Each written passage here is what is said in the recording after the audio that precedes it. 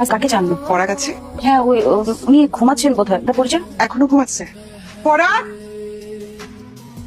পড়া আপনি কে? মানে আপনি? একটু পরে তুমি জানতে পারো।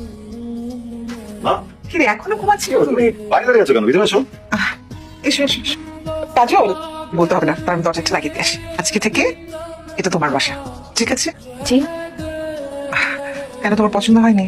না, পছন্দ হয়েছে আন্টি, কিন্তু আন্টি আমাকে বলা যাবে না। কি বলে ডাকবো তাহলে ম্যাম? আরে না, না না, মা বলে ডাকবে। পারবে ডাকতে? কাঁদছো কেন? শোনো, লক্ষ্মী মেয়েরা কান্নাকাটি করে না, হ্যাঁ? আমার তো একটা ছেলে আছে, কিন্তু মেয়ে নেই। অনেক ইচ্ছা ছিল ছেলেটাকে বিয়ে দিয়ে ছেলের বউকে মেয়ে করে রাখবো। এটা তো আর ভাগ্যে নেই। দেখো, আল্লাহ তোমাকে পাঠিয়ে দিয়েছে। তাহলে তো ভালো হলো। আমাকে আর বিয়ে করতে হচ্ছে না আলাদা ভাবে, মানে তুমি তো একটা মেয়ে পেয়ে গেলে, তাই না? দেখ, যেটা ভালো মনে করিস। চিরকুমার থাকা অসুবিধা নেই, মেয়ে পেয়েছি। চল,